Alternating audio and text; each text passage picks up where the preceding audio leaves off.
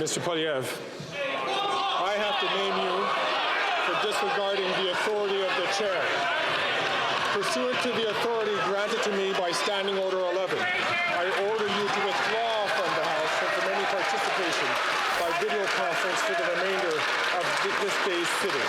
Things got spicy in the House of Commons today. Let's check out some of the highlights. Now, my favorite one on Twitter so far today was this one from Amazing Zoltan. Pierre carries the puck down the ice towards the overdose crisis. Trudeau deflects back on Diagolon. Pierre Poilievre responds with a crushing blackface hit to the absolute total chaos ensues. Everyone in the penalty box, the craziest Trudeau Pierre Poilievre question period exchange yet. And this is this fits too perfect for how politics have been going in Canada. Why not do a Canadian hockey analogy like that? Amazing work, Amazing Zoltan with that one. Stacy on Twitter is saying absolute chaos and question period. And I love it. Rundown.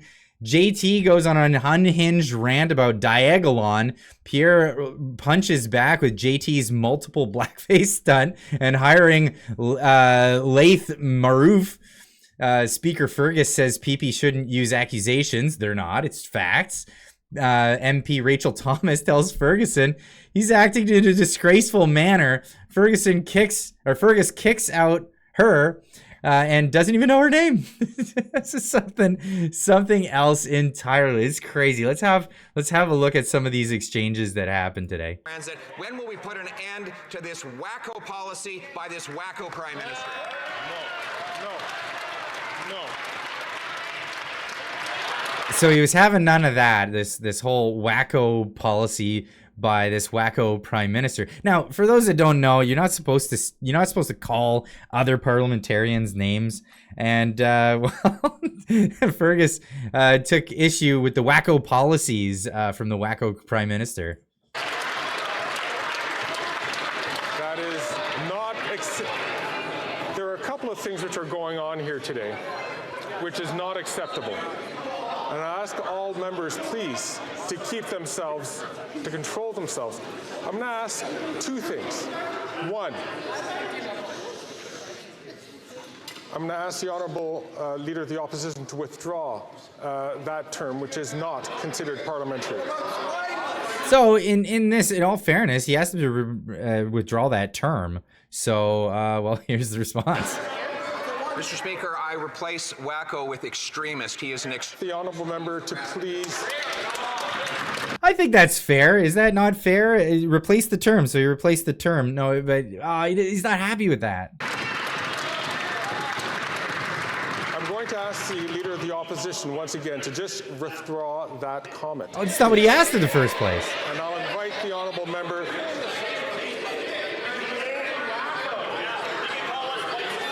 I'm going to ask the Honourable Leader of the Opposition to please withdraw that comment. And now, if you heard some of the background there, it's what we call him wacko, but he calls us white supremacists. Wow, this is the decorum that he allows on the Liberal side. Now, if you didn't know, Fergus is a Liberal MP, and he was appointed as the chair not so long ago, and he's done a lot of things already, like grandstanding, a few other different things. But he's been playing partisan in a role that's meant not to be. simply withdraw that comment.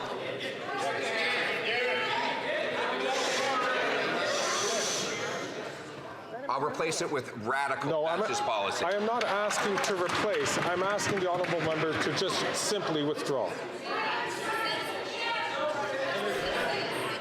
Mr. Speaker, I replace the word wacko with extremist.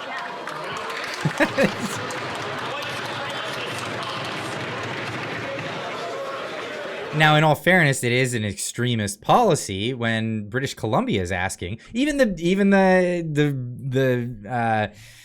Premier of British Columbia is asking Trudeau to back off on the thing that they did together in British Columbia by legalizing some really bad stuff, hard stuff that people have been doing out on the streets. Not really a huge turnaround, but just asking that it's not done in public. And Trudeau still won't back down on that.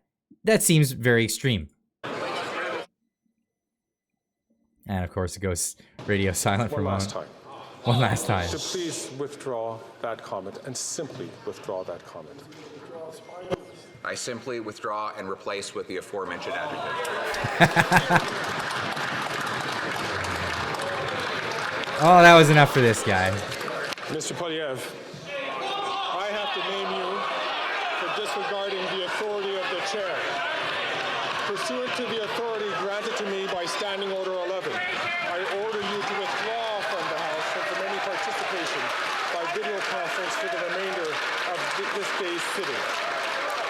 So what you don't see in this video, and I couldn't find a video of it, but all of the MPs on the Conservative side left the House of Parliament, and that's a big move. Yeah, you kick out the leader of the opposition. All the opposition MPs all leave with him in protest, and of course the Liberals jump in there with this tweet, jumping in there, not in there, but onto social media, saying, "Breaking: Conservative MPs walk out of the House of Commons instead of debating our Liberal budget to build homes, protect renters, and deliver fairness for every generation." They've been working on fairness ever since, I don't know, a couple of weeks ago. I know they've been there for 9 years, but they're working on that. Now the rates, I love the community notes on Twitter. So some of the community notes here: Mr. Poilievre condemned Diagolon and Jeremy McKenzie outright. I mean, the guy was making jokes about raping Pierre's wife. That's awful, and that's gonna be forever his legacy. So condemned for sure. Conservative leader Pierre Poilievre was removed for calling Justin Trudeau's drug decriminalization policy wacko, and refused to contract the statement. He requested wacko be replaced with radical or extremist. Of course, we just watched that happen, but the Liberals, they have a totally different story. But they always have a different story. I was reading this one this morning. The Liberals saying over 1.1 million more Canadians are employed now than before the pandemic. We are investing in our workers to grow an economy that works for all Canadians, and boasting that it's the top in all of the G7, which is just malarkey. I mean, it's just not true at all. I don't know how they're cooking the numbers to get this stat, but this is the reality. I actually literally spit my coffee out. I was reading this after making my video this morning. These are mostly government jobs. That's not an operating, this is an operating cost, not a driver of economic growth. Not to mention, there are over a million new people in the country just since last year, thanks to the Liberal government. I'd hope that some of them might be employed. Yeah, if millions of people came into the country, I'd like to see more than 1.1 million more Canadians employed than before. I'd hope to see that every one of them comes here and finds gainful employment. But of course, we have Conservatives being asked as they step out why all of the Conservatives walked out with Pierre as he was booted from the Parliament. Why all of the Conservatives walked out at one point?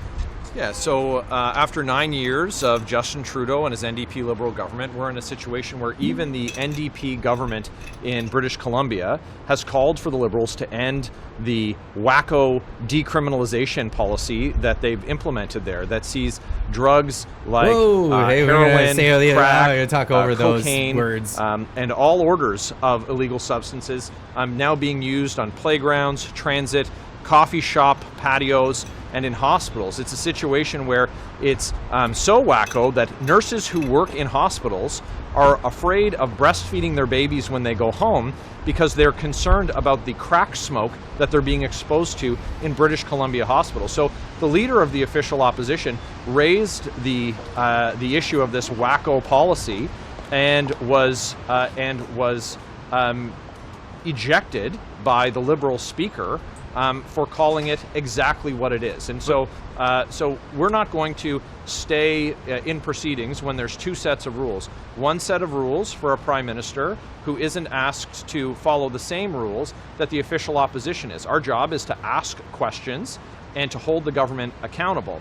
It's not the job, of course, of the Speaker, because he's a Liberal, to protect a Prime Minister whose wacko policies are putting people's lives in danger. And now we know that the Liberals are considering the same policy. It's a wacko policy, but for the city of Toronto here in Ontario. But Mr. Poilievre was asked to withdraw the comment, and he did not twice. Why not? I love how the media, they're not just challenging, they're using the talking points. This is exactly where they are. Why not, instead of having this situation, Instead of asking questions, it's argumentative. This is what drives me nuts about media in Canada. where he was removed from the House, why not withdraw that comment? Yeah, quite simply, Mr. Poilievre did withdraw the comment. He replaced it. He did not withdraw it. Well, he said he replaced it, and of course, the problem, Mike, is that the problem is that there's two sets of rules. There was a set of rules that was being applied to the leader of the official opposition, and there was a different set of rules being applied to the Prime Minister. And so Mr. Poilievre laid out very clearly that it's a wacko policy, and so it's for the Prime Minister to explain why he's letting that stay. So what happens to the House of Commons? What happens to... Well, what happens indeed, but all we know is that we've got a wacko Prime Minister with wacko policies, and that's the way it's going to stay. Let me know what you think in the comment section down below. Let me know if you think these are wacko policies. Obviously, British Columbia was the test subject, and of course, David Eby is flip-flopping on it. He's trying to back off because he's about to lose an election come October. It is looking very, very strong for the Conservatives, who only a year ago was the bottom tier in the lineup in the polls. So consensus is kind of moving in that direction. Anyway, let me know what you think in the comments down below, and we'll see you in the next one. Keep on trucking.